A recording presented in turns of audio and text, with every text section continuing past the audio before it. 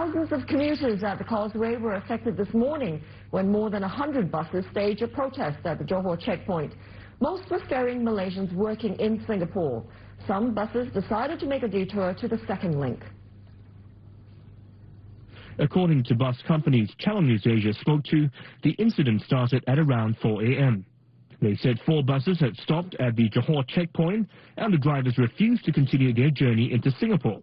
This is apparently in protest against the increase in toll fares that kicked in today. At around 5 a.m., the authorities arrived at the scene to negotiate with the drivers. Malaysian media reports said bus drivers were persuaded to end their strike after local authorities promised a review of increased toll rates within a week. But by then, the standoff had caused a massive build-up. By 6 a.m., some buses decided to detour to the second link. At 8:15 a.m., the situation had abated and traffic flow was back to normal. It is estimated that over 100 buses and 5,000 people were affected by the checkpoint blockade. This owner said around 40 of his buses were stuck in the jam and none of his drivers had participated in the protests.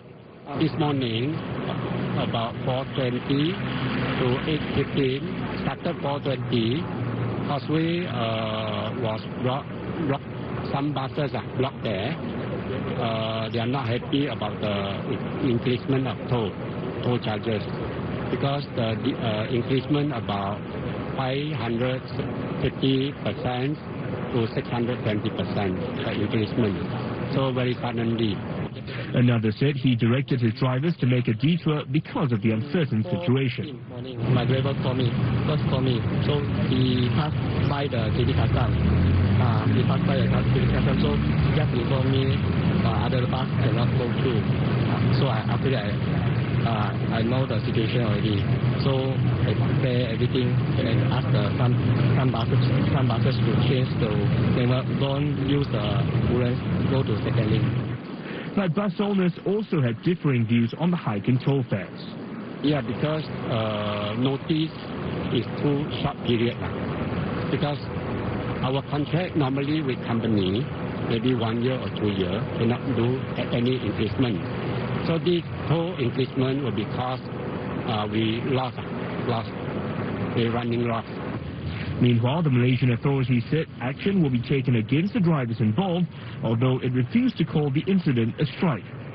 Malaysian laws state that those guilty of illegal strikes face a 1-year jail term or a fine or both. This protest over the toll is not related to Malaysia's proposed plan to impose the vehicle entry permit on Singaporean-registered vehicles entering Johor. According to Malaysian newspaper reports, the government had mooted the toll back in 2011, but put it on hold due to the general election held that year. According to the Malaysian government, there was no strike. It described the incident as a case of 2 bus drivers refusing to pay the newly increased toll rates. Nevertheless, the incident caused traffic leading up to the Johor checkpoint to slow to a crawl on Friday morning. Now, despite the disruption, there's been no word from the Malaysian government on whether the toll rates will be reviewed. In fact, the Malaysian Works Ministry seems satisfied with how day one has gone so far, saying overall, toll collection operations have gone smoothly. But the authorities said they will still be keeping an eye on the situation on the ground. They warned that anyone else who disrupts traffic flow at the checkpoint could face legal action. But while today's disruption has been dealt with, there could be more unhappiness at the causeway yet, especially for the thousands of people who make the daily cross-border commute. Malaysia has said it plans to introduce a fee on foreign-registered vehicles entering Johor. This after Singapore raised the levy for foreign-registered cars crossing into the city-state by 15 Singapore dollars. And Singapore has said it will be matching whatever toll hikes Malaysia imposes. Sumisha Naidu, Channel News Asia, Kuala Lumpur. The incident, which caused a bottleneck at the Johor checkpoint, affected workers and students travelling to Singapore. But the crowd was orderly, although some appeared frustrated. Commuters we spoke with said while they were aware of the toll increases, the protest caught them by surprise.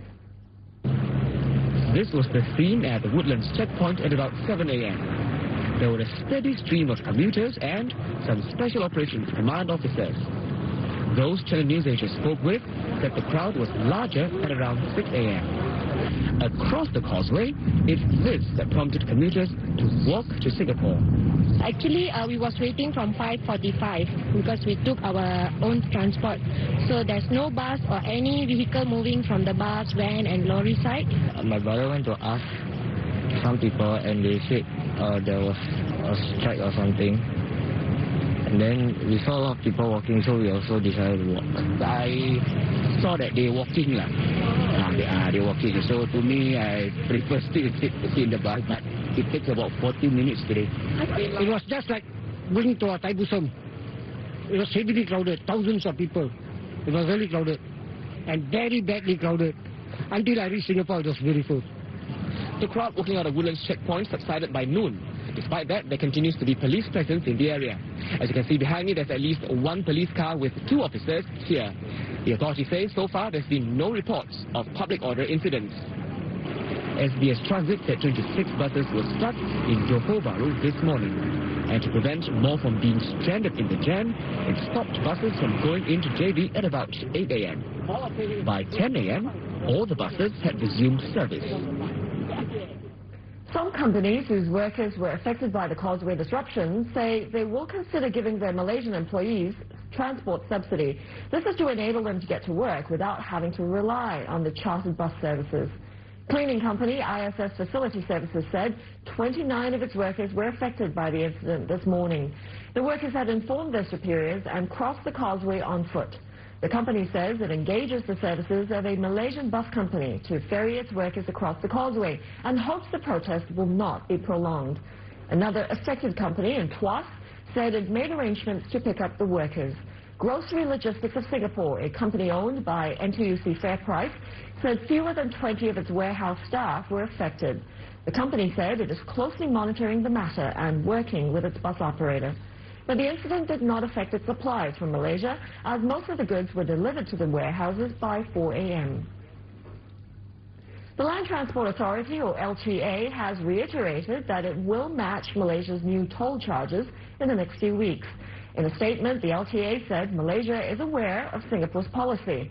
As details of Malaysia's toll revisions were not made known to Singapore earlier, the LTA said it would need some time to operationalize the changes. The LTA concerned that should Malaysia reduce or do away with the toll charges, Singapore will follow suit. The LTA also said that Singapore's vehicle entry permit and goods vehicle permit fees are different from Malaysia's causeway toll charges. It said these fees are not intended as revenue generators.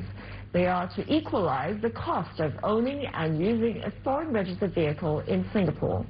Based on last year's data, the vehicle entry permit fee increase will only affect about 1 in 10 foreign registered cars.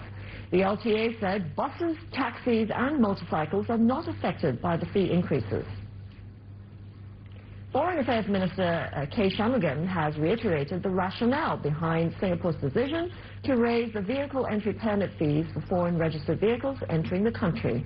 He was speaking to the media on the sidelines of a community event today.